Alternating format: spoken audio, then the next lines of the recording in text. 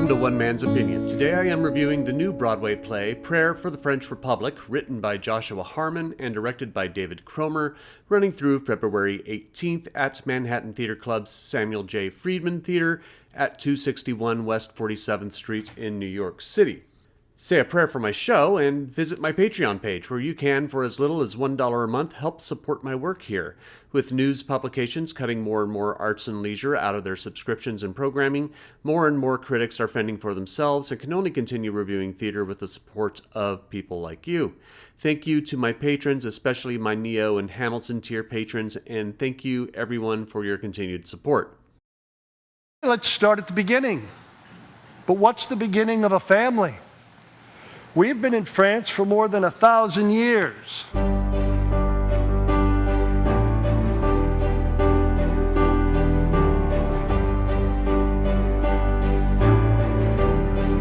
Mom, when two people are sitting together and somebody else enters the room, you don't say that they walked in on them.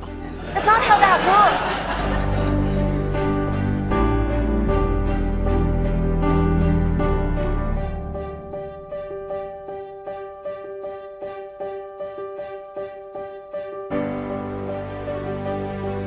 I was told that someone at this table gives the best Bob Dylan serenade. Oh, thanks a lot. It was in the context of a much larger discussion about the Israeli-Palestinian conflict.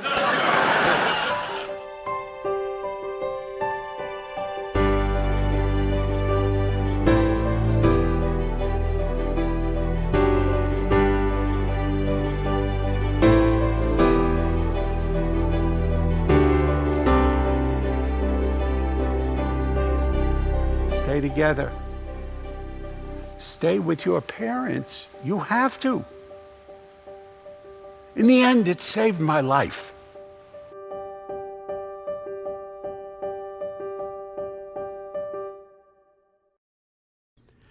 Prayer for the French Republic is a terminally frustrating play, as I admired Joshua Harmon's desire to create a candid debate about anti-Semitism, religious freedoms, the ongoing Israeli-Palestinian conflict, and more.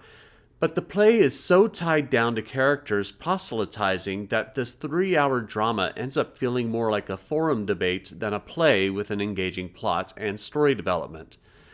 The play centers around two periods of time. The first starts in 2016. Molly, played by Molly Ranson, is an American visiting France over a year-long study program. While she's there, she visits her cousins, several times removed, on weekends in Paris. There's Marcel Salomon Benhamou, played with fiery motherly passion by Betsy Adam, and her husband Charles, played by Nael Nasser. The two have a manic-depressive, politically invested daughter, Elodie, played by Frances Benhamou, and a son, Daniel, played by Arya Chagasemi, who has recently reinvested himself into his Jewish faith. After Daniel is assaulted by a group of anti-Semites, the family debate whether or not it is safe for them to live in Paris, or France at all, with Charles deciding he wants to take the family to Israel. The second period the play is set in is Paris 1944 to 1946, where Irma Salomon, played by Nancy Robinette, and her husband Adolphe, played by Daniel Oreskes, hide in Nazi-occupied Paris. The war ends and they are reunited with their son Lucien Salomon, played by Ari Brand, and Lucien's son Pierre, played by Ethan Haberfield, who also happens to be Marcel's father. Helping transition from one time period to another is Patrick Salomon, Marcel's brother, played by Anthony Edwards, who narrates the story, adding historical anecdotes about the history of persecution and oppression the Jews have faced over millennia. Now, I have no problems with what is debated. I actually like that there are sound arguments presented for and against the various topics, especially between Marcel and Daniel, as Daniel wants to freely express his faith as he sees fit, but Marcel wants him to hide his kippah, or yarmulke, when in public. There's the family debate about what is defined as safe for a Jew in the world. Is it Israel? Is it safer to stay in France, or move to some other country? Is there anywhere safe for a Jew to live? These are great topics for debate. The problem is that the characters get preachy and elocutionary, especially Elodie, who in the second act has a tediously long monologue as she dictates her belief in a drunken haze toward Molly in a bar. It's anguishing in length and made me want to beg Molly to shut her up somehow, but it kept going on and on. Then there is the completely unnecessary side plot of Molly and Daniel's would-be romance. It feels like a forced conflict in order to make Molly less likable to the other family members, and makes Daniel look weaker as a character. It doesn't work and could have been cut completely. It's not until the third act that the play feels like it's making any forward progress once the original conflict is presented, which is about an hour to an hour and a half way too late. What also doesn't work is the character of Patrick as a narrator.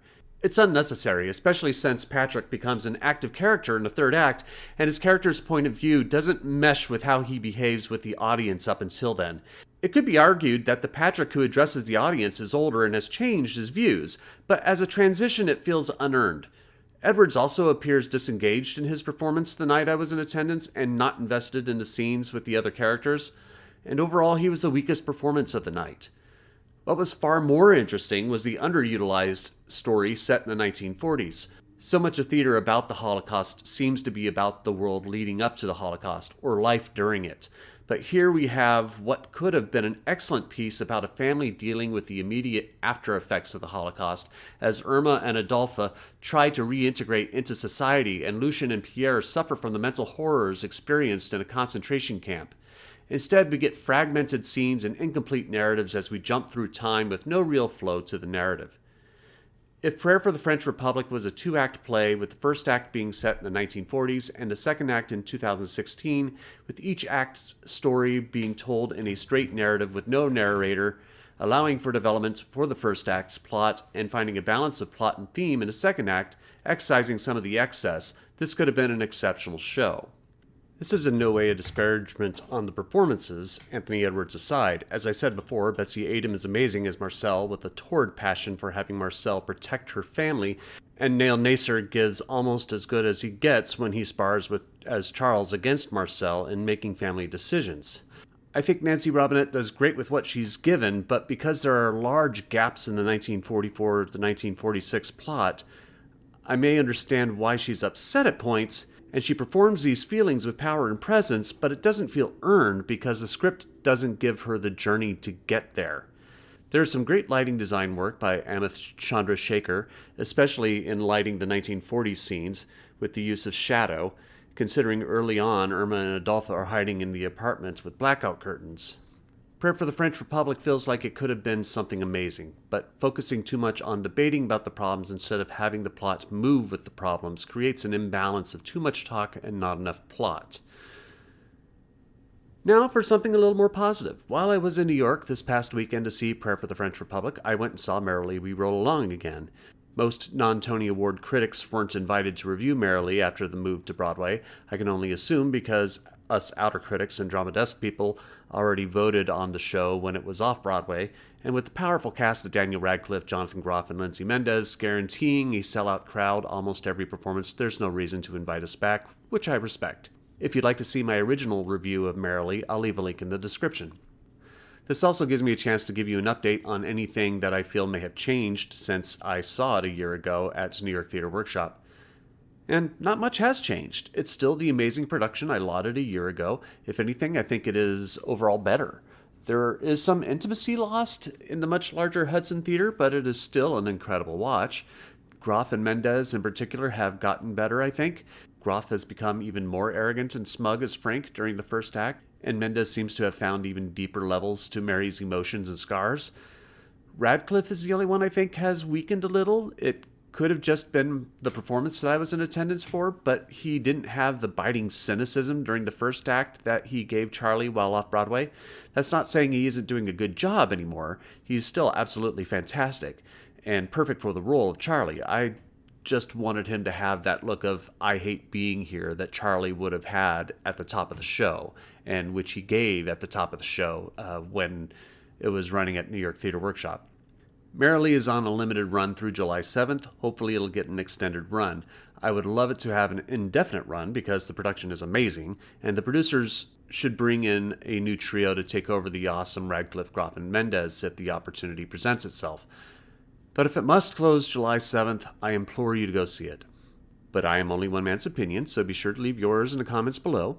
If you'd like to see Prayer for the French Republic or Merrily We Roll Along, I'll leave a link in the description to each of their websites where you can get tickets. Also in the description will be a link to my Patreon page. Please feel free to visit there, and your support is most appreciated. You can also support my channel by liking, sharing, and subscribing, and click the notification bell to be alerted to future reviews. My next review will be Mind Mangler, off-Broadway at New World Stages. Thank you for watching, and I will see you at the theater.